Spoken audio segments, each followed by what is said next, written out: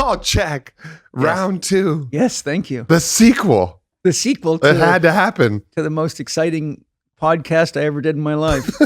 Amazing. Although since then, yesterday I had one with Mind Pump, and they took a page out of the Aubrey Marcus playbook. Oh, they shit. came loaded with some deep questions, They're man. up in the ante. I like it. They're learning from the big boys. That's awesome. I'll have to listen to that one. Yeah, I'm sure you'll love it. And you know those guys are so beautiful. They love you, and they love what you're doing, and they love Kyle. And so it's great to be able to share and not feel this urge to try to outsmart or outdo the other guy, but to realize the better we all do, the more love we get out into the world. Right. And it's great to see that camaraderie at a professional level, you know? Yeah. It's funny, any type of scarcity creates a madness. Yeah. Because it's all based in delusion. It is. Because there's infinite love, Yeah. infinite life, and like the most important shit is at infinity. Yeah. So at the core, scarcity in some degree is madness. Now, in certain animal circumstances, like I get it, limited food, limited whatever. Yeah. But for the most part, what we're thinking is scarce is really not scarce. Well, we do have the consciousness, the capacity and the technology to create what we want to create in the abundance that we need if we have the willingness. But scarcity consciousness is an expression of fear. And to quote Zig Ziglar, who I used to study years ago when I was a young man, he uses fear as an acronym for false evidence appearing real. And when you consider that the average person thinks 68,000 thoughts a day, of which 90% were shown to be negative, which means fearful, most people are worshiping the phantoms or the self-made dragons in their head that drives them to live, eat, behave, relate in ways that don't produce a sense of connection or wholeness, and leads them to health problems and to, medical approaches that aren't helpful. There's just covering up the symptoms. And so, we're at a time right now where we all have to realize we're a human family, and race, color, and creed are really more issues of artistic, creative expression that make the world more beautiful than something to squabble about. We have to start sharing everything.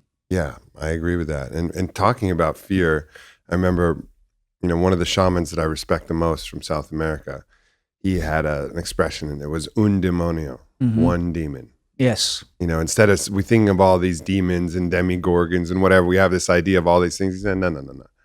One demon, un demonio, fear. Yeah. Fear is the one demon. Fear is the one virus at like the core of all of these things. It's at the core of scarcity. Scarcity is that fear of not being enough. It's that, fear of not being worthy of love, fear of, fear of death, fear of pain, fear of all of these things. It's really one demon that's at the base. And I think the quality of our life will be determined by how effectively we treat ourselves and heal ourselves of this virus. And that's, we were on the shaman panel yesterday, and I talked about how the need for a rite of passage is so important, and that we've lost our tribal structure. We've lost our elders. And it was the wise people in every tribe or culture that taught us what was something to legitimately be afraid of. For example, if there's a massive storm coming your way and it might, wipe out your home and everything else, then that's a healthy fear. If you're near an animal, self-preservation. So there's legitimate fear, and then there's I don't even like to call unproductive fear. I don't even like to call that fear. I like to just say, all right, that's self-preservation, right? Like let's not even or lowercase fear. Maybe that's a good way to distinguish it. Well, there's the kind of fear you're talking about, but the kind of fear they're talking about is the fear of worship. Right. Remember, all cultures had mythologies to guide their interaction with each other and with life and with powers that were beyond their ability to understand or control. So when they say something like, have legitimate fear for this monsoon, they don't mean the fear of the kind of fear we're talking about, silly stuff. They mean worship the power of Mother Nature, and worship that you must do the things you've got to do to integrate yourself with the reality.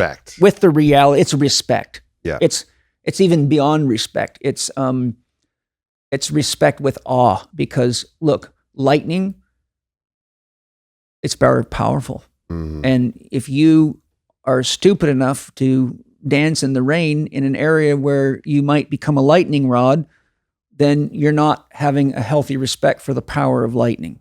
Yeah. And so, yes, and this is also a confusion in religion, right? Because oftentimes religions talk about fearing God, but the authentic means of fearing God is to worship and honor and love and respect the power of the universe and that which creates it. But then you throw all the other, manipulation tactics in there, and then you get fear of touching your genitals, fear of your next door neighbor, fear of burning in hell. I mean, that's the kind of fear that we need to heal. We need to heal, yeah. Respect with awe. I mean, that is, and I think the interpretation of how you should approach a lot of these things with great power and great magic to them. I mean, even psychedelics. Like, how do you approach a psychedelic? Respect with awe. Yeah, absolutely. That's the only way, no matter how many times you've crossed the bridge, no matter how many times when you hold that cup of ayahuasca in your hand, or you're looking at, 6 grams of mushrooms, or whatever your thing is that you're doing, it doesn't matter. At that point, you better center yourself with respect and awe and humility and surrender, in advance to that power. Exactly. And if you don't do that, like a lot of people don't with all drugs, I mean, even alcohol, there's a reason it's called spirits, right? Mm-hmm. You're synthesizing the spirit of that plant and you're consuming it. And that spirit is essentially the consciousness of the plant. So if you smoke marijuana, you're imbibing the spirit of the marijuana plant. One of my quotes is, marijuana says, don't just stand there, grow. Right? So people get stoned and they just give up on everything and hang around and they're not worshiping the plant. They're not using it to grow. They're not using it to expand artistic creativity or consciousness. So they're not even doing what the plant is giving them the opportunity to do, which is grow.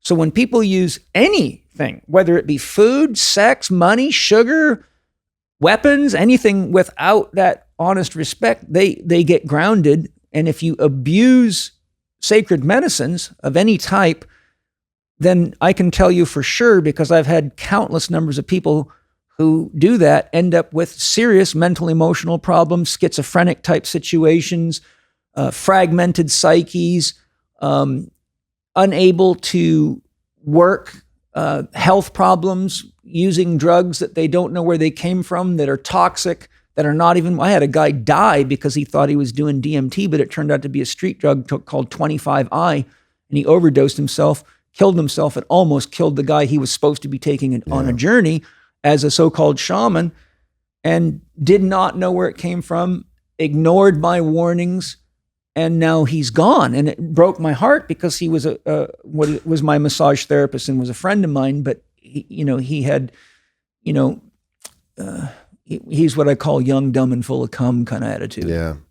Any medicine becomes poison at a certain dose. Yeah. It is just a purely dose-dependent relationship. And as you were talking about ingesting the plants and then using their spirits to imbue you with what you should do. When I was doing research on marijuana, there was a dose-dependent relationship between how much marijuana you had and your creativity and your productivity. I don't doubt it. Yeah. At a certain higher dose, all of that kind of went away and you lost that ability. And you think about the plant itself, the plant has the wisdom to not grow so big that it will utilize all of the nutrients from the soil, that it won't be able to sustain itself. Like any plant could grow so big that it would die. Yes, because there's not enough water. There's not, the roots aren't deep enough. A tree that tries to grow too big, too fast, we're going straight up. We're not putting the roots down. We're going straight up. What's going to happen? The wind's going to come and it's going to fall straight the fuck over, right? So anytime we're taking any one of these plants, we have to think about the plant itself. We can only take enough plant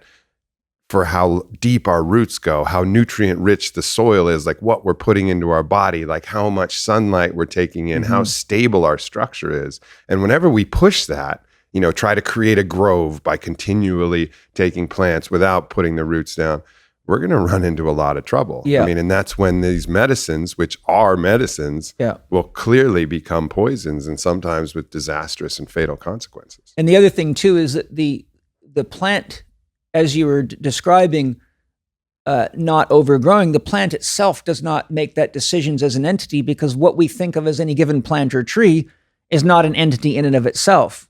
No tree is a tree without earth. No tree is a tree without water. All connected. No tree is a tree without sun, and no tree is a tree without air. So really, we call it a plant or a tree or a flower, but really what it is a synthetic weave of elements, and the plant is largely regulated, as is the tree, in its growth and its capacity by the fungi and the microorganisms in the root system that are feeding it the nutrients and regulating it, and let it know how much water is available, and let it know what nutrients are available, and when to grow fast and when to slow down and when to drop its leaves. So you mean the ego of the tree doesn't just decide to shoot straight up and be taller than everybody else? No, you see, the tree, the tree's ego and the plant's ego is the consciousness of the whole planet. Yeah. So whenever we disengage ourselves from the very support systems that the plants have, which is a healthy gut microbiome, which can only come from healthy food, which can only come from healthy soil, which can only come from clean water, which can only come from adequate exposure to sunlight and being grounded, so there's an electromagnetic current. Whenever we break that same formula, we start making decisions in our head, and we do try to grow too much. And so we build buildings too tall for, like, look at how big my dick is type buildings. And we build organizations, and we do all sorts of stuff that actually is against the principles of nature and inevitably has to collapse. And look where we're at now. Can you imagine if all the plants had egos like humans, and all the cockroaches and flies and ants and all the insects, all of nature's garbage keepers that have to act impeccably for this whole thing, all the microorganisms, everything could just decide, nah, fuck that. I'm not going to the garbage. I'm going to fresh food right now. I'm not doing this. I'm not going to just put my roots down. I'm going to grow straight up. Like, we humans have the luxury of this ego, but it's also the curse of this ego. It allows us to act against our own nature and act against the nature of the environment at large. And we're one of the few organisms that have that.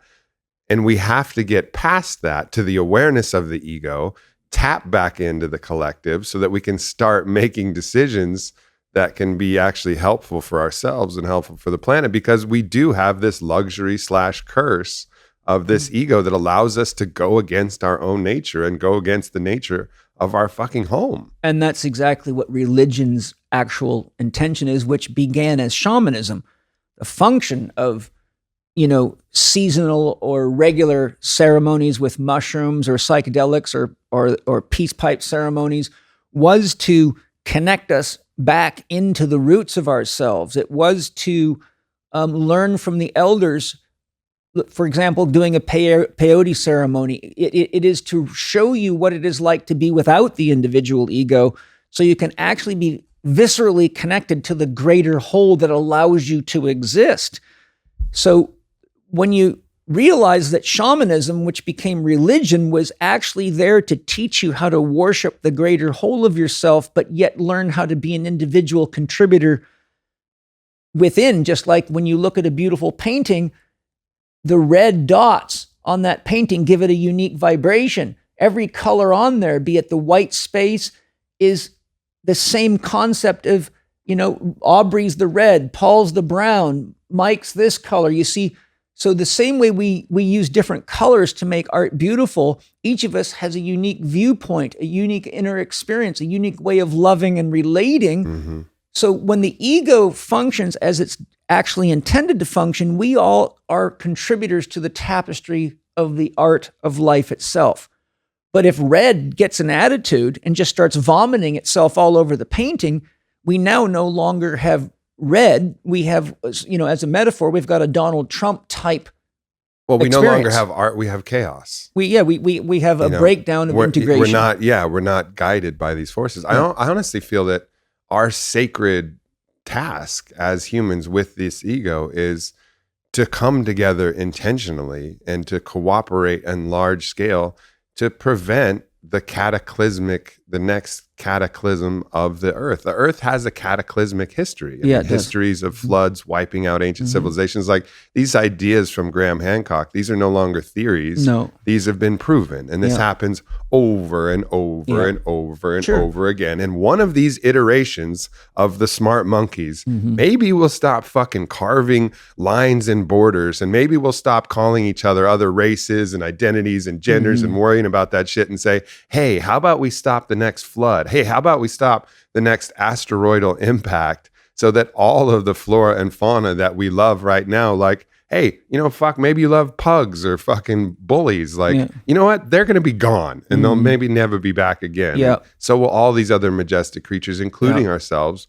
if we don't come together in time to at least give it our best effort before Earth hits that, you know, $50 million, $100 million reset button where who knows what the fuck else is going to come. Well, you know, there is a beautiful built-in mechanism to let you know when the ego needs a tune-up or it's being used in ways that are not creating harmony, integration, and growth toward the experience of your dream.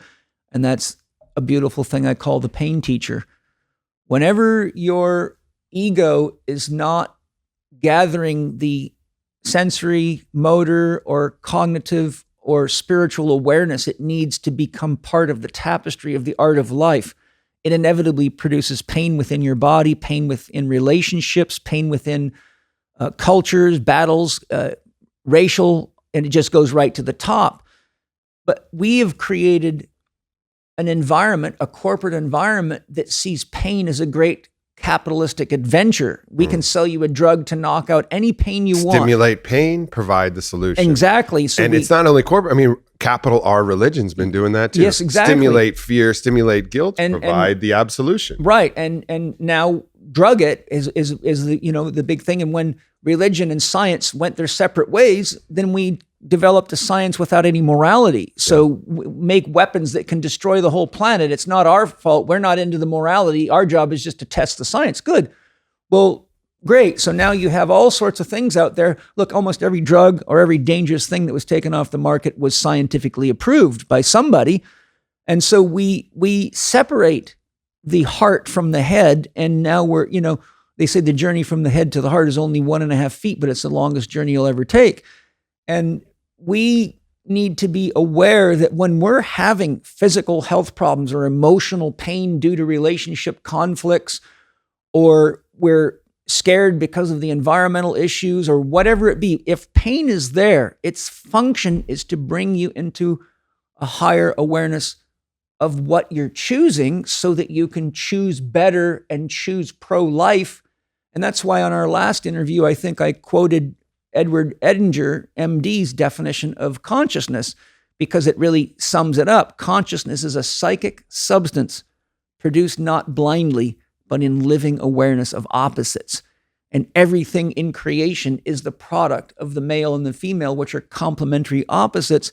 And when the ego's making choices that are destructive, it's usually generating too much energy in the yang cycle, or the output, the do, have, give, take, burn / cut. Not listening, just, you know, being like a young warrior who doesn't have a lot of intelligence, but just wants to kill somebody to ease its urge for a sense of validation. Look how tough I am, you know, young, dumb, and full of cum. When you talk about, like, you think about all of us individually, and it seems like there's a lot of wisdom as to knowing what we should do. Yeah. And then there's the force of resistance that holds us back from doing that thing. Is that force of resistance, is that always just the ego? And why is the ego always in this antagonistic resistance place? And I have my own theory, but I want to hear what you have to say. First we have to really look at what the ego is. I mean, when you look at the research on what the ego is actually a collection of networks, neural networks. Jung used the term complex for anything that holds an emotional charge, and a complex is a set of ideas, feelings, or associations that are linked to some specific experience. So for example, if your father used to whip you with a black belt, you're going to begin associating the concept of father black belt and pain together.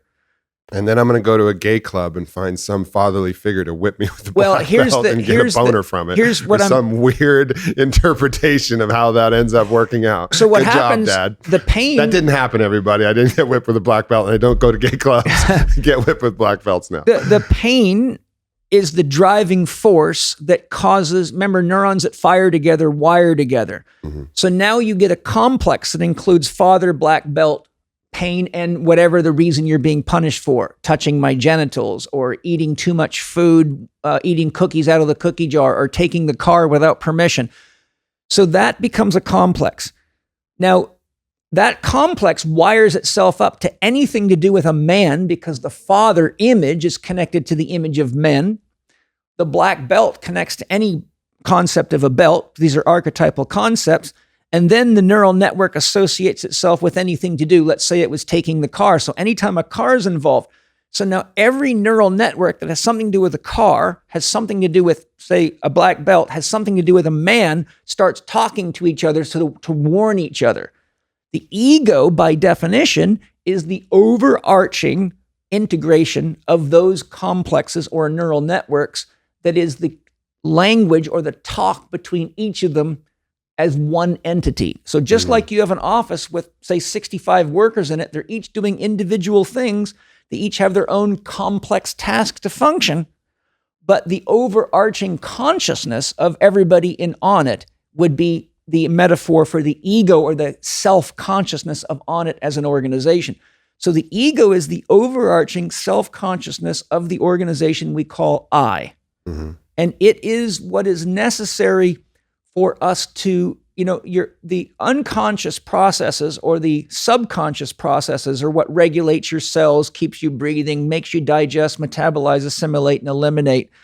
But those processes aren't what decide what color you put on the painting or where you're going to go on vacation or how much money you should spend versus how much you should save.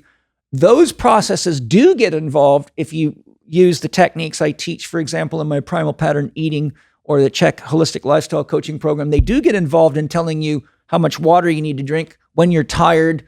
They even get involved in things like your sex drive. Assuming you're bypassing the ego decision, listening to the actual body, you're listening to the spirit that's coming through the body, and not just this kind of fear accumulation that's created the ego. The ego is largely based on what we would call intellectual perception, idea perception, right? Your body does not say to you, look, you really need to change the furniture in your house. It looks ugly.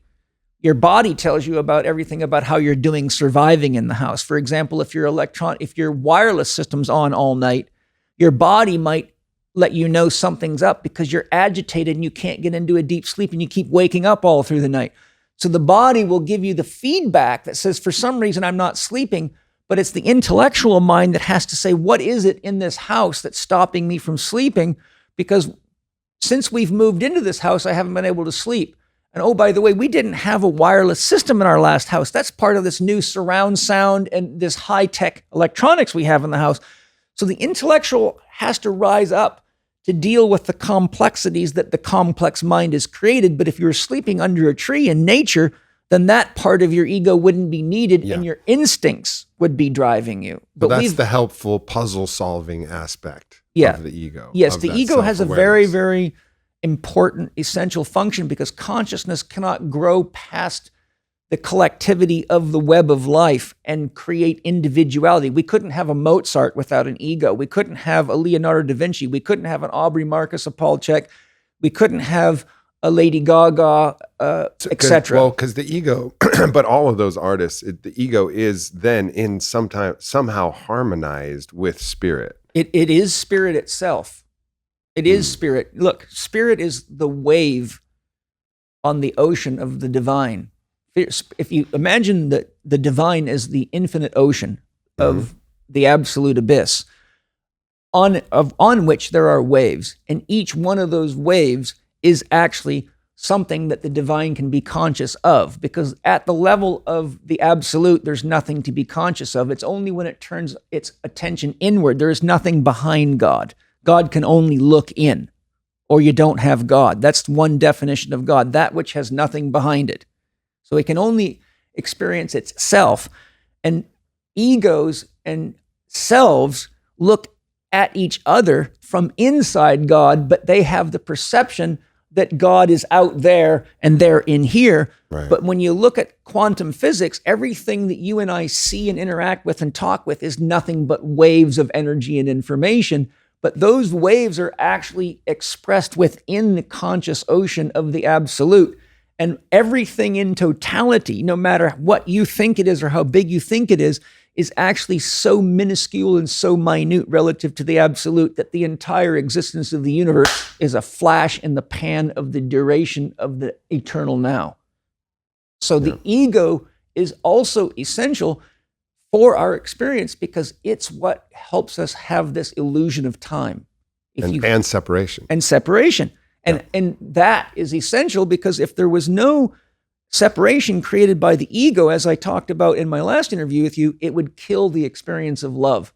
If you and your woman did not know you were separate individuals, you would have no conscious intention or need to love because there would be no tension in the dance. There would be no attraction. How do you dance a tango if you're sucked up together as one unit? Exactly. You're no longer dancing the tango. There's no tension between the hands because there's no separation in the dance of life. And you get that experience when you do something like 5-MeO DMT. Yes. And you get pulled into the somatic body of God, of complete non-separation, of complete unicity, and you feel that feeling. And I remember the first time I did it, I felt that feeling, and it was the most incredible fucking feeling of my life. Yes. But when the provider, the shaman, asked me, would you like to go again? I go, no, thanks. Like, I'm not done with this dance. I'm not done with my ego, with my life, with my identity, with the tension, with the struggle, with being able to be a warrior, with getting my ass kicked, with getting back up with a fucking black eye and going back with a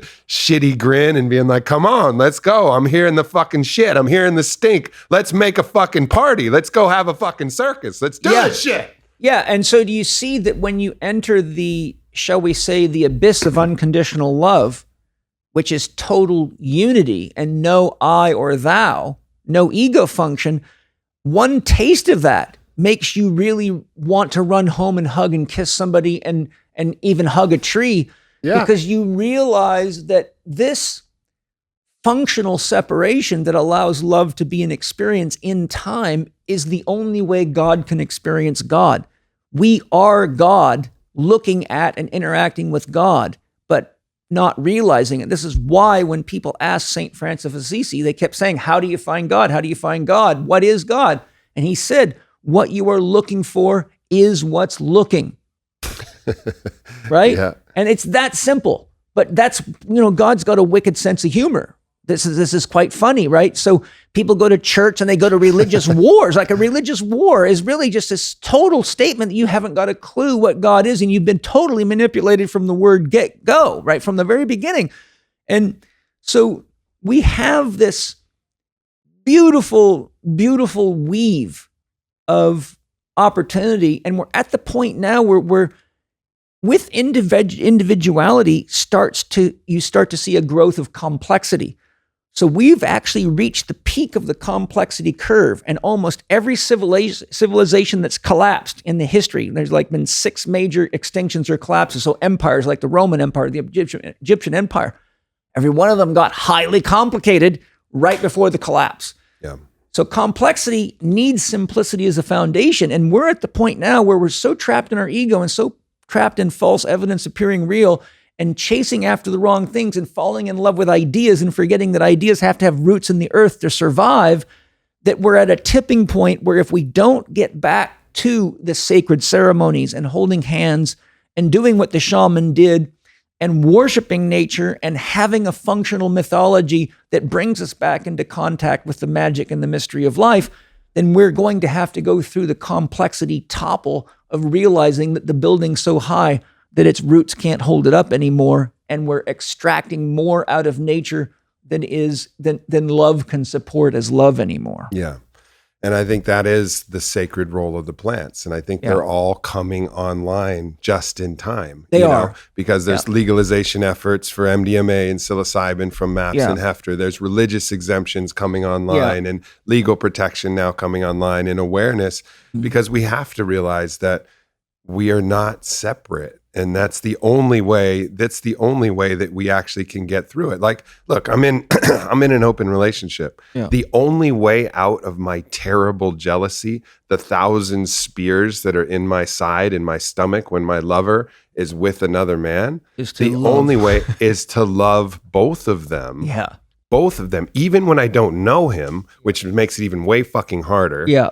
Even when I don't know him, love both of them and love the pleasure that both of them are having and see them as myself. I've tried every other fucking way. I've tried to have my ego dominate the other person and show how much better I am. I've tried to be angry and push her away and all of the other tactics. The only thing that allows that to work, to take this potential antagonist, this potential enemy, who's taking something from me in this one vibrational mindset, the only way is to say, oh no, that's me living a different life. That's me living a different life.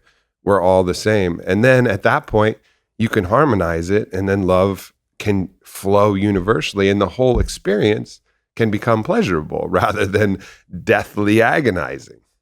Well, in my system, I teach that love always flows from I to we to all. So as you're talking about the experiences you just described, that kind of emotional territorial reaction is almost always rooted in the need to take responsibility for one loving themselves so fully that the other person doesn't feel like they're stealing something from you, right? Right. And we're not trained to do that. Our Judeo-Christian culture always says, love everybody else, do everybody else. Jesus gave everything away. To love yourself is narcissistic or selfish or overly egotistical. And this is one of the reasons there's so much ego bashing in religion. But the reality of it is I can't love Aubrey or anybody else better than I can love myself. And if I do, I'm faking it. I'm writing a rubber love check. And if you study the emotional mental causes of breast cancer, for example, when women love others at the expense of themselves, they grow to resent their own children and their own family. But behind that is programming and fear about being honest about, I need more rest. I need this. I need time to play. I need time to go to the gym. I can't handle these kids by myself. I can't handle the weight of this money that we got to make every month. I need some support. So what I'm sharing here is that, and you know that I've done plenty of multiple partner experiences. I married my second wife on the pretense that I had to have the freedom to be able to be intimate with any woman that I wanted to, as long as I was honest with her, and she could do the same if she wanted to. We just had an honesty policy, so nobody was confused or surprised. And so I've lived through all this, and I have 2 wives. I know what it means to keep a family together and to be fair and to be honest and balance intimacy in a family so that there's not jealousy. But I have to be honest that when I come home from work, I've been talking all day and dealing with complicated patients, and I need time to go be with myself. So even though they have things that they might want me to do or might want to talk to me about their day, I have to go have a half an hour in the sauna and 15 minutes or 20 minutes to do my Tai Chi and 10 or 15 minutes for an ice cold shower, so that I can, if I have that 1 hour, then I have something to share with my wives when I'm done. And if I don't get that hour, then I can't be present with them because I'm broken, metaphorically. Yeah. I'm still in need of loving myself. Only when we love ourselves effectively can we really be present and fully in a relationship with somebody else. What you're talking about is a very, very evolved point of consciousness. It's very integral. And if you study Ken Wilber's work, only 2% of the world population's at that level of consciousness. And that's the ability to see yourself in and as everybody in all things and know that you have the capacity to love each of those people. For example, you could love the guy who's making love to her, which, as you said, is a growth process. You can love her even though you feel that there's jealousy rising up in you or insecurity, like what if he's better in bed than me, or what if he's smarter than me, or whatever. The male ego does all sorts of cool shit to your head, right? Yeah. And it's wired into us. I mean, look, bighorn sheep battle each other. Grizzly bears battle each other. This is not like there's something wrong with us. It's just part of nature. And it's part of protecting genes. And it's also part of weeding the weak ones out. Like, there's just no question. Silverback gorillas will kick the shit out of each other and kill each other so that only the strong ones survive and reproduce offspring. And only the big boy gets to have sex with the girls. And that's nature keeping the gene line strong so they can survive. So, and don't get me wrong, I've had that fantasy. I've had that fantasy many times, my brother. Yeah, many motherfucking times. Yeah, I know. And that's where we get to become more. That's where we get to say, am I an animal still? Yep. Or am I growing some wings back here? Can I, tarot archetype number 14 in tarot is temperance. Can I sit back and watch the water boil before I throw the pot at somebody and just know that the steam's bleeding off and I'll be okay? And right now is a good chance to ask myself, why did I choose this path? I chose this path. Look, if you choose to go learn martial arts from a master, he's going to teach you new ways to experience pain until you become a master, right? If you choose to love multiple partners, if you're not good at loving one, then you're an idiot for trying to love two at once, because it's like trying to ride two horses at once. If you can't ride one, riding two horses is sure to get you split in half. So you see, your concept to me as a therapist and a guy who's walked this path is one who says, I'm taking responsibility for loving myself. I can handle one woman, but I have enough love to share to handle multiple women. And I'm also brave enough to deal with my insecurities and heal them by going up to the top of the ladder at the all level and saying, I am that guy, I am her, and I have to choose that awareness above and beyond what my fear and my individual ego has to say. And that's how you become a saint. That's the road, baby. It's the path of fire. It is. And again, pain becomes that great teacher, because you try, like, I have that Thunderdome fantasy, like, okay, motherfucker, choose the weapon. Let's cage this up. Yeah. Let's see who returns. Let's see how it goes. What are we dipping in glass like blood sport? Yeah. Like, we going swords, what do you want, buddy? Like, let's go. But that only leads to more suffering, and it forces this higher level of consciousness, and also forces radical self-love, because anything that I'm trying to externally validate from any woman that I'm with, oh, that I'm a great lover, oh, that I'm this type of man, oh, that I have this, or I have this much money, or I'm this smart, or I'm doing this much for the world. When they go out and they find that person that's better than me at whatever that thing is, and I lose that sense of validation, it forces me to realize, like, I don't need that external impetus. I don't need that external thing to make me feel valid, to make me feel worthy of love. Yes. Right? Which is, because we will only give ourselves as much love as we feel worthy of. We're constantly judging ourselves. And it's not only us giving us love, we will block the love. Our judge, our arbiter, our like love Pez dispenser is so accurate. It's not only that we will not give ourselves the love, we will block the love from other people if we feel like we don't deserve it because we're not worthy of it. And I had deep shit about not being worthy of love unless I was the best lover, unless I was the most dominant lover, unless I was the most dominant male. And all of this shit is getting unwound, where I'm realizing, like, oh, I wasn't loving myself. I wasn't receiving love unless I felt that way. And then that shit just gets ripped open and exposed and raw. And then I get a chance to look and say, oh, whoops. No, I don't need to continually validate this externally. I'm valid already because I'm an expression of life somatically, You're incarcerated here in the cells. You're here. I'm here. And that's it. I am here. That is the validation statement. I am here. The other thing, Aubrey, is that for you to even be able to have that conversation, it means you're already essentially an alpha male. I mean, how many men can actually say they have these kinds of experiences other than fantasizing about them? So the point that I'm making is, we have to remember that we are emulating out the way we live, the way we think, to all the younger people, be it men or women. And when we take the competitive approach that you were just describing that needs to be healed, to the degree we're successful, that we inspire every other male to follow that path, because they think that's how you get more women. That's how you get to have a successful big company. That's how you get your face in magazines. That's how you get on podcasts and radios and television shows. You got to go ass kick all the guys in the way that want to touch your woman. And most people end up broken, seriously broken, before they ever get to have that two girls at one time experience. And the other thing is, it goes, Plotinus warned that the soul's greatest addiction was to matter. Why? Because the essence of the soul is pure consciousness itself. It's God itself. Matter is the only way that it can experience or engage something to say, I am here, right? Yeah. Imagine if you were everywhere and nowhere at once and you had no body. How could you express yourself? How could you experience? How could you make love? So the soul falls in love with matter. It becomes body identified. It becomes identified with its cars, its toys, its boobies, its dick, its fingernails, its eyelashes, its house. And it falls into matter so deeply it forgets what it really is. And we get to the point where we have so much stuff and so much material success, but yet you see people like Elvis Presley, Michael Jackson, and the list is very long of people who had all the people they could have sex with, they could dream of, more money they can spend, more success and more fame, yet we're very, very empty in the heart.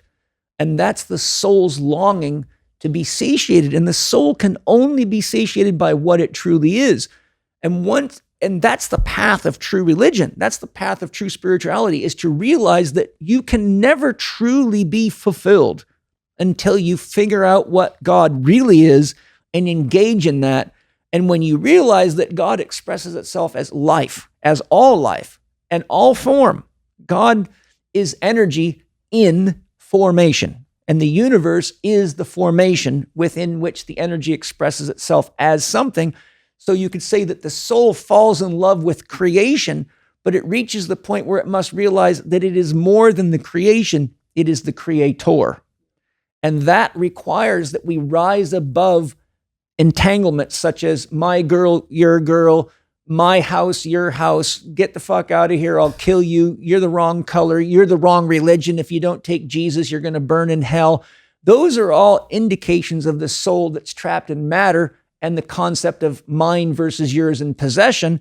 And possession is based on the concept that there's no such thing as abundance, which means, again, you don't understand what God is and God's unconditional love, which is the total giveaway, which is why in most Native American cultures, the shaman and the medicine man would work on what's called the giveaway principle. If you couldn't afford to pay them, but you had a little bit of corn or an extra couple of arrows or a flint for starting fires, you gave them what you could give. Or a sincere thank you. Yeah, or a hug. Yeah, exactly. But it was honest, right? Yep. If you were really down to nothing, then you got treated and your appreciation was adequate, but there wasn't this silly game going on. Right.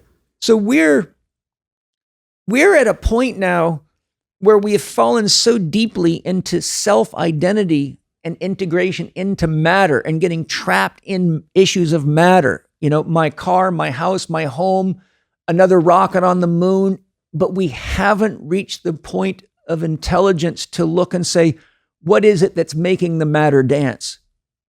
Right? As Osho says, you can cut open the dancer, but you will not find the dance. We have to say what's making it all dance.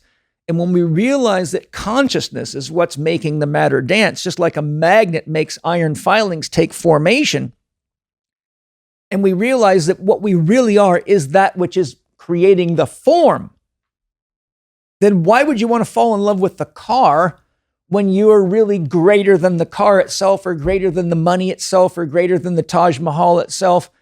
We have to merge into this state of awareness together collectively, that we've got to start getting together, singing more, chanting more, worshiping, planting plants, nourishing the plants, respecting the animals, eating what we need to have enough energy to take care of the garden so we can all survive, and know that souls come to this planet at very different stages of development.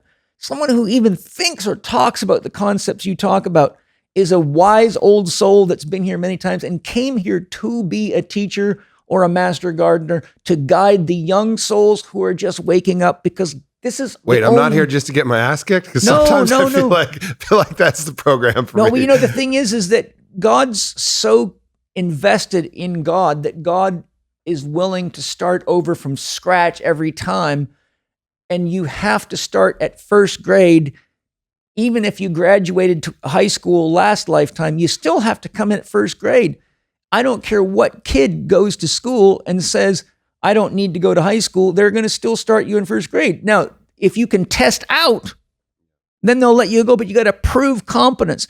So essentially, we all have to develop the confidence each lifetime, competence and confidence to reactivate our memories of our internal wisdom. And remember who we are. And I've had many, many experiences. I've done a lot of healings with people, and I turn myself over to spirit. And spirit will guide me. Beings might show up. I've had shamans show up in the room that I see clairvoyantly, and then we'll say, Paul, grab the rattles. Use those rattles. Here's the frequency I want you to use. Go to the sacrum. Work on the sacrum. Now go up the spine. They will guide and direct me. So what I've found is whenever we show up out of willingness to love and support, that spirit shows up to guide us, and we realize there's always wisdom greater than us. And we realize that the veil between the people that are here and the people that aren't here that are still wise is only as thick as we make it by our own spiritual development. In other words, if you believe that all that stuff is bullshit, well, guess what? You got a very thick wall between you and help. But when you say, okay, I got to put myself aside and see what spirit can serve up, and you're all of a sudden doing things. And what my point was, I've had many experiences of going, wow, I am doing something that I thought I've never done before. But when I start doing it, I realize I've done it 1,000 times. And it's only when I go into that state of open receptivity and, shall we say, put the sunroof of the ego wide open so the light of higher consciousness can get in, that I go, oh man. And all of a sudden I have visions of me doing healing work in multiple lifetimes. But you see, I didn't start having those experiences till I grew myself spiritually to the point where I could get my ego to shut up, because the ego would say, how is that even possible? I say, who cares if it's possible? Look, the guy's telling you what to do and it's working. So quit fucking analyzing and just pay attention. At this point, it's a really interesting thing. I've been talking to some of my closer friends, and I do know what it feels like to tap into the soul, to tap into spirit, and to be guided by that. And every time I'm, off course or driven a certain way, it's because I haven't done that. It's because I haven't intentionally taken the moment to listen, to get out of my own way. And I'm so sure now of that process. But yet still I don't do it. It's almost like the ego's like this little petulant child that's like putting its middle finger up to spirit and going, bah, bah, bah, bah, and sticking its tongue out. Because when you do open yourself up to it, that's when the magic comes. When I'm on stage and I'm speaking to somebody, and it's my ego trying to think about things, and I'm shit, but when I just say, all right, spirit, what do you want today? Yeah. What do you want today? Let's get out of the way.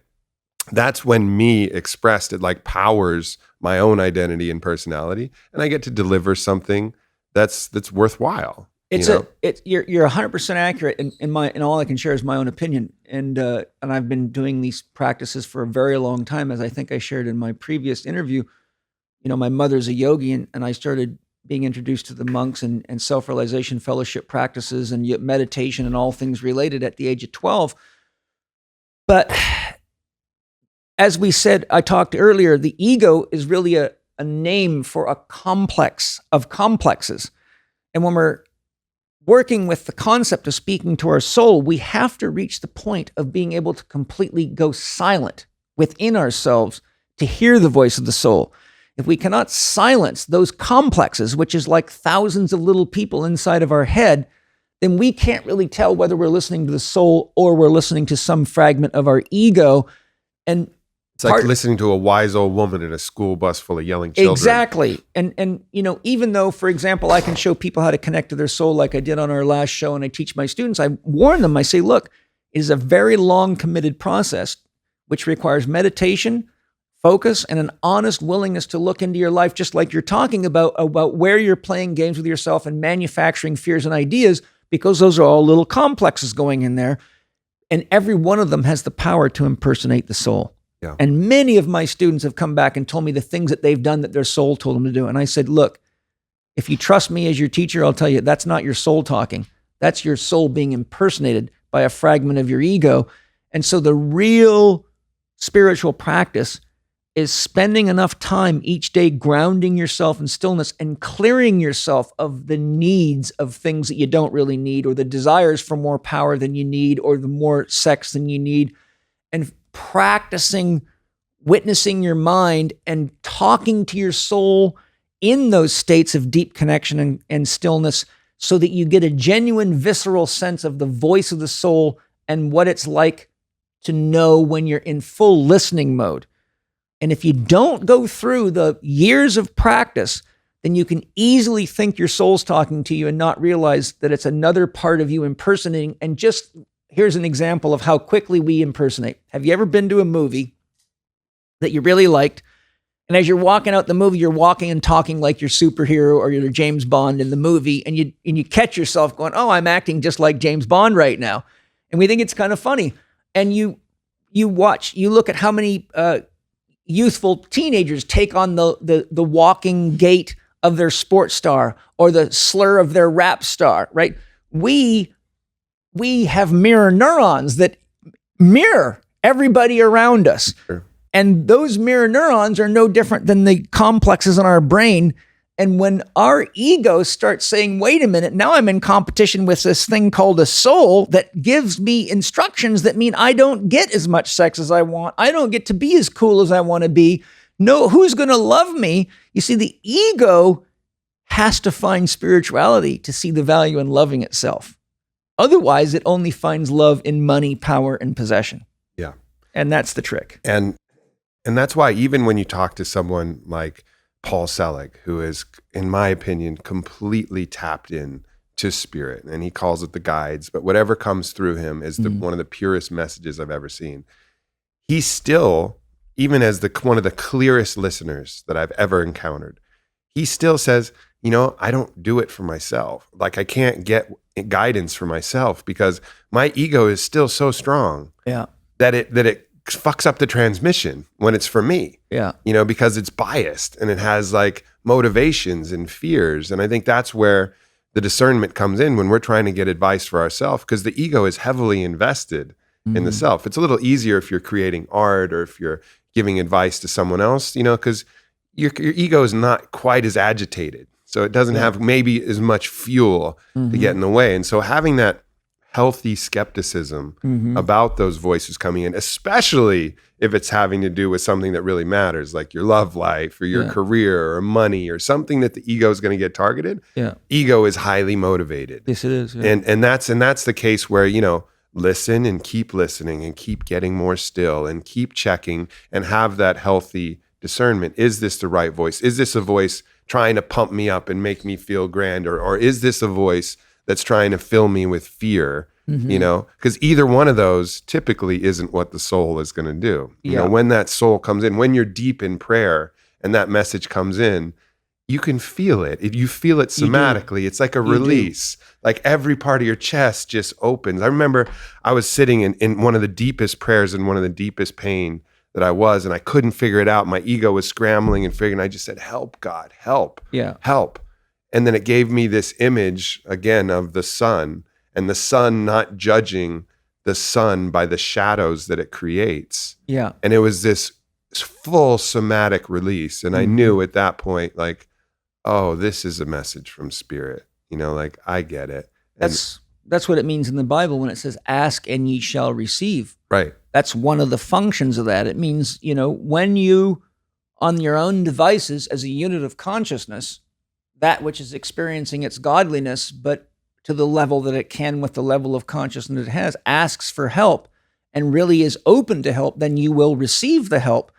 And the other thing is, in shamanic traditions and in many healing traditions, such as the Hawaiian healing tradition as an example, but pretty much all of them have a reverence for the the need to clean. They often call it cleaning. In shamanism, it's called emptying the bone. Yeah. Before I would do any healing work with someone, I have to go outside and use sage, do Tai Chi, breathe, connect to my spirit guides, connect to my soul, and say, please empty me of anything to do with me so that I can be a clean vessel.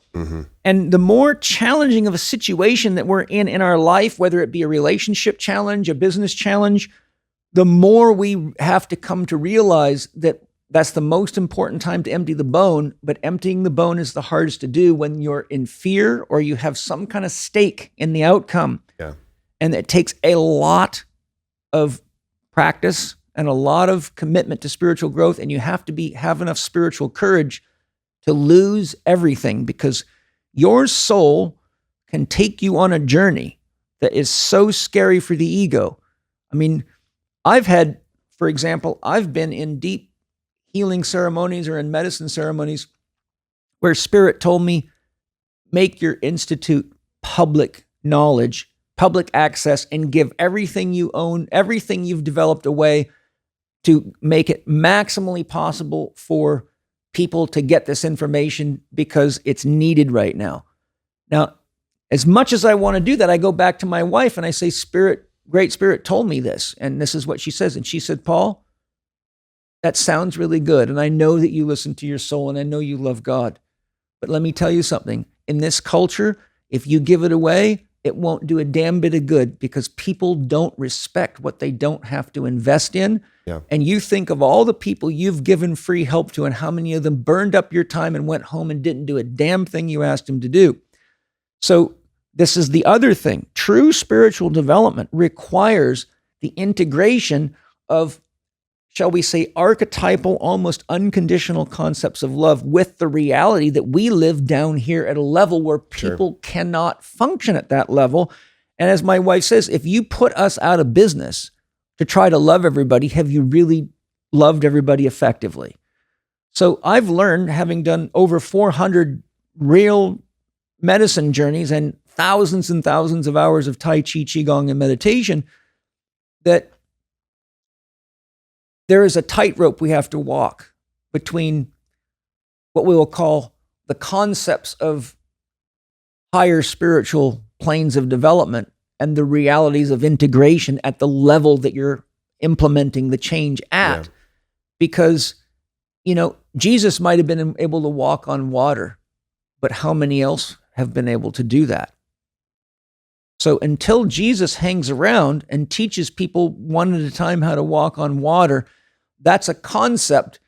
For example, if Jesus said, just get rid of all the bridges, I can walk on water, you should be able to too. We just have a lot of drowned people. You understand? So true spiritual development is a real commitment, and most people aren't ready to make that commitment until the soul has played itself out with power, with strength, with look at me, I'm bigger, I'm stronger, I'm faster, I'm smarter. Only when you realize that every time you win, you create a loser, and that creates disconnection and ultimately pain, do you get wise enough to say, now it's time for me to really focus myself on service, to helping others learn the lessons I've learned through the hard knocks of life. And that's why God loves this, because God has no fear of experiencing the light and the dark of itself. God does not pussyfoot around. God is as willing to be the devil as he is to be the saint, and the saint has no function without the devil. And God is the ultimate balance. And the God is the ultimate imbalance, because if balance is balance, then nothing moves. God invests in the imbalance, or time does not happen. Nothing moves. If the whole universe was perfectly balanced, would there be time? No. Would we have this conversation? No, we'd be frozen in perfection. So what we call evil is part of the necessary imbalance that creates the action behind the show that makes it go. And consciousness is that which decides just how much imbalance do you need to keep your show going. And here we are. Here we are, baby. One of the symbols in the structures that I've really valued a lot from is, so all right, understanding that we're part of the unicity, part of all of this universal force that you can call consciousness with a capital C, call love with a capital L, call God. We're all a part of that. Yeah. And then, but we get the opportunity, as the Toltecs say, to be Naguals, to be artists, and to paint whatever masterpiece we want. Mm-hmm. But understand that this whole thing is what they call their controlled folly. Like know that at any point, when your masterpiece, when your sand mandala, someone swipes across it and ruins it, the only appropriate response is laughter. That's why because this is a game. This is a game that we're playing. And so when you've reached that level of mastery where you know that you're God and you know that you're always going to be a part of that and no one's ever going to take that, and you become Nagwal where you're just the master artist, you're in a state of joy and laughter and love because there's nothing that can actually be taken from you. Yeah. You get to create the small symphonies from that one noise of all the instruments that is God. You get to make concertos and rap songs and metal songs and whatever you want. Be the artist that you want. Paint with the blacks, paint with the blues, paint with the yellows, paint with the pinks. Create your masterpiece, but don't forget where you came from. And when your masterpiece, the wind blows it or another person tramples it, laugh. Yes, and there is that, but there's the other side of that. Oh no. Because I was just getting somewhere where I was comfortable. But let's hear the other side. Well, honestly, and you'll know this as soon as I share this with you, because I see you living it and I know I live it. We both have a lot of that artistic mastery in us. Yeah. We both have accomplished a lot in our lifetimes. And you, especially at your age, have come very far, very fast. But that same person is also very capable of feeling pain when it sees other people hurting. That person's also very capable of feeling the sadness of the world. That person's also very capable of experiencing the pain of a broken family and realizing that God is in pain as much as God is an artist. In other words, what I'm saying, that is not a yang without a yin or a yin without a yang experience. To the same level that you're that artist, you have to realize that the pain and the challenges of life are as important to the art as the bright colors and the sunny days. No doubt. And I'm only saying that level of artistry isn't just walking around laughing and giggling at everything and saying, oh, don't worry about it if your mom just died. Because the pain is real. Because that's part of the tapestry. Yeah. And, God is 100% authentic to the dark and the light. And those two love each other and need each other, because you can't really become, the word bliss has its root in the etymology of the word pain. And you can't really know what bliss is until you've known what pain is. No woman has the bliss of a child until that thing splits her almost in two on the way out the door. You can't have the bliss of being a champion in jiu-jitsu until you've had the pain of growing yourself as a champion. So that paintbrush of that artist has blood on it. It has blisters on it, and there's a lot of sweat involved. And I think that all I'm saying to just share my perspective on that is that we need to remember that there is no such thing as fluffy spirituality. No. There is no, I read a book and I'm a master now. There is no hanging out with a guru in a cave for 10 years and becoming enlightened, because you're not enlightened until you can get along with your wife, your kids, and accept your enemies and see the beauty and the value that your enemies are there to enlighten you as to what you're capable of when it comes to being pushed to see how much anger is in you or what you're willing to do to prove your point. And that is a very full-time task for conscious awareness of any ego, because the ego has a hard time focusing on anything for more than about a few seconds, especially today. So when you get to the point where if you really want to reach your mastery, you have to invest yourself in reviewing your day every day and saying, how did I love today and how could I love better tomorrow? You have to accept that not everybody's going to love you or like you. Like, I coach a lot of challenging people, and some of them really push my buttons because I'm an ex-paratrooper that has confidence in what he teaches and knows what happens when people do what I teach them to do and follow the teacher. But a lot of them are so invested in their own thoughts and their own beliefs that I have to watch them pay me a lot of money and then go off and do exactly what they want and come back and whine that they're not feeling better or looking better or connecting with their soul any better. But they forget I've seen this go on 1,000 times. So there's me saying, look, okay, I have to let that person have their individuality. They have to wear their own art form for a while, and all I can do is coach them or guide them at the level they're willing to accept it. And it wouldn't matter if Jesus showed up in church right now. The fact of the matter is, one, he'd be a Middle Eastern man.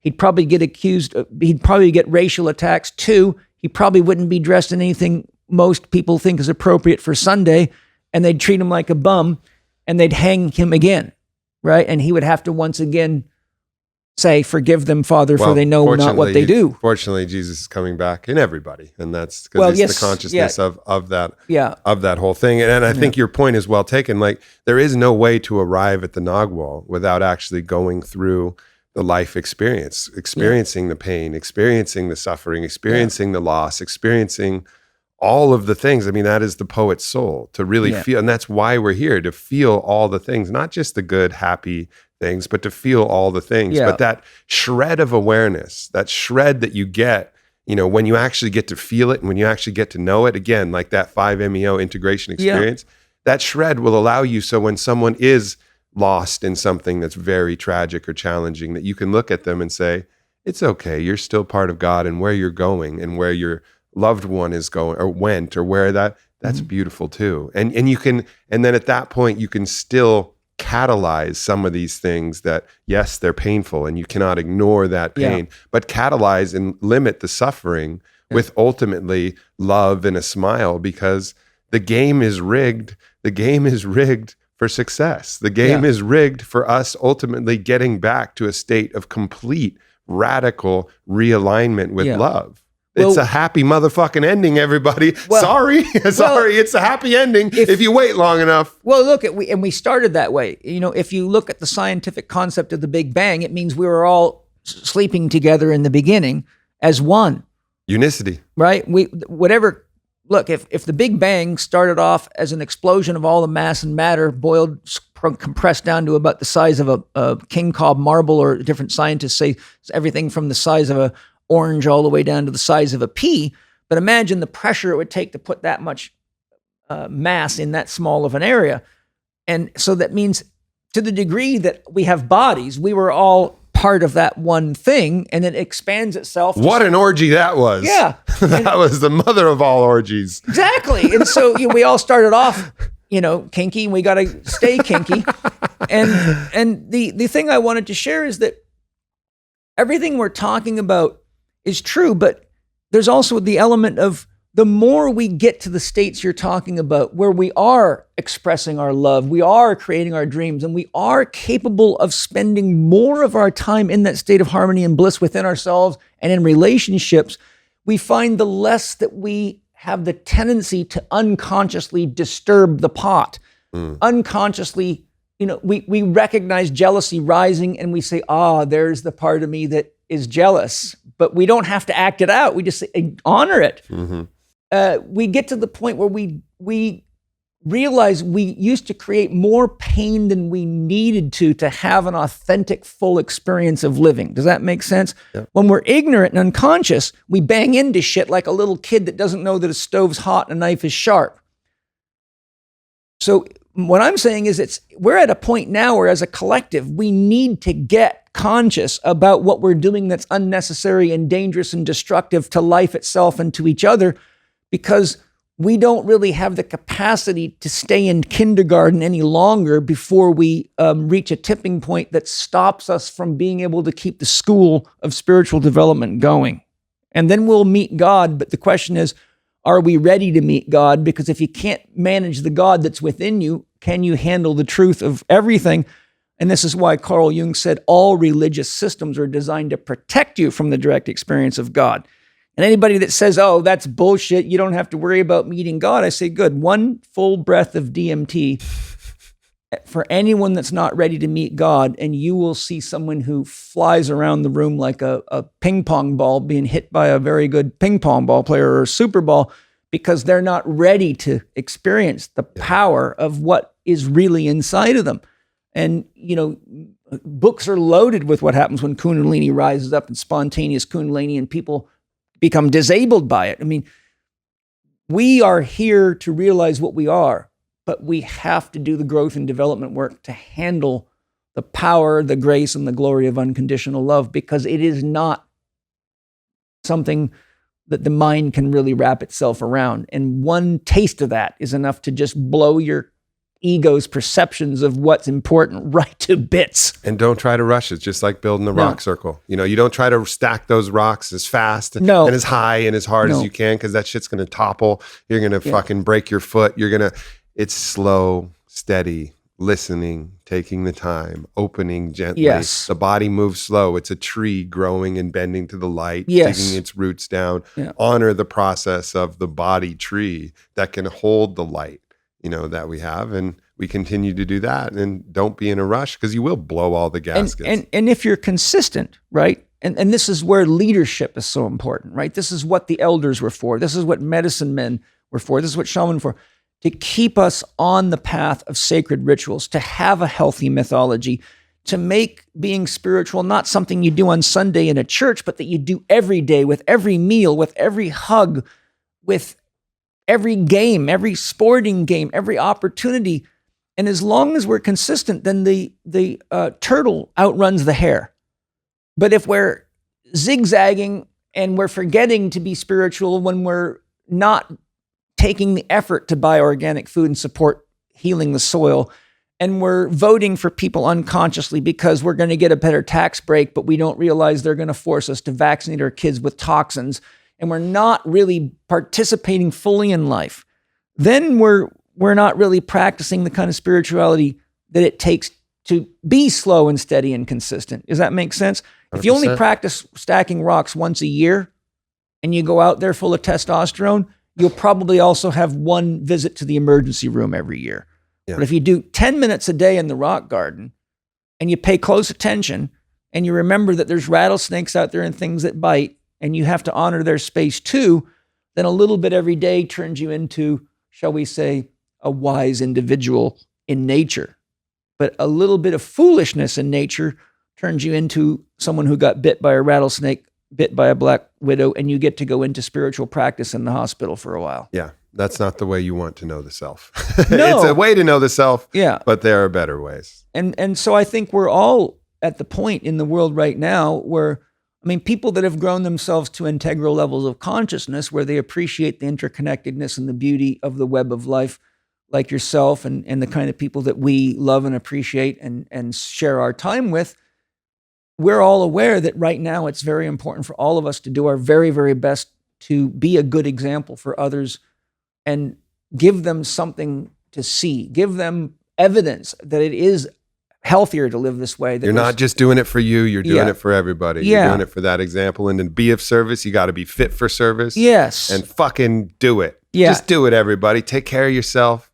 And then let that flow out. Let yourself be an example and let that flow out to everyone else. There's no better way. No fucking better way. And I appreciate you for being one of those people. Thank you. That so many of us can look to, who's embodying all of the different practices.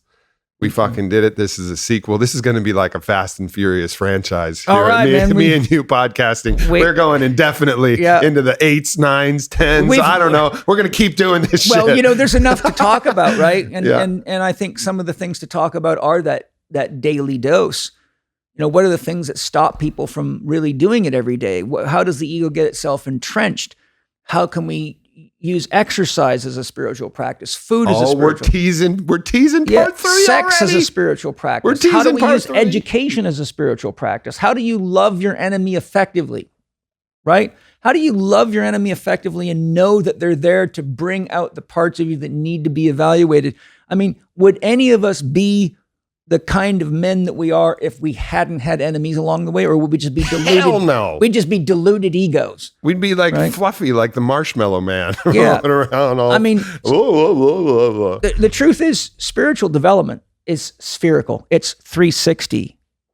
No matter what you're doing, I don't care if it's sitting on the toilet, it can become a spiritual act, right? And you're doing a good job because it falls out of you and it feels good. Right? They say the most overrated thing is sex and the most underrated thing is a good bowel movement. And, in my last 4 Doctors You'll Ever Need How to Get Healthy Now, I show you the poopy cop lineup. Have you seen that? No. The poopy policeman. I show you what all the different kinds of poops that typically come out of a person look like. So you can actually look in the toilet and see, oh, look, that one says I'm eating too much fat and I'm not breaking it down effectively. That's diarrhea. That means I've got a digestive trouble, a parasite, or a fungal infection. But the gold standard is the poopy cup. So I'm just simply saying something as simple as having a good dump, and being brave enough to look at it and smell it and knowing what you're looking for can give you the information you need to choose a better farmer, choose a better food, choose a better digestive enzyme, eat more raw food, make choices that ultimately teach you how to be a good example to everybody. And every time it takes you back to, okay, look, too much chemicals, too much fake stuff. You want a poopy cop, you got to get back to nature and she'll love you and guide you, but you got to shut your head off and listen. So you want to know yourself, you got to know your shit too. Know your shit, baby. Know your shit too. Lessons from the toilet. Paul, I love you. Where can people find you? My personal blog is paulcheksblog.com. My YouTube channel, where I have over 500 videos for free, is youtube.com/Paul Chek live. My institute, which houses the body of my work, where I have approximately 14 beautiful, highly skilled instructors that traveled the world teaching, and many, many online courses, DVDs, audios, etc., correspondence courses on all sorts of these topics, is www.chekinstitute.com. Beautiful. And thank you so much for sharing again.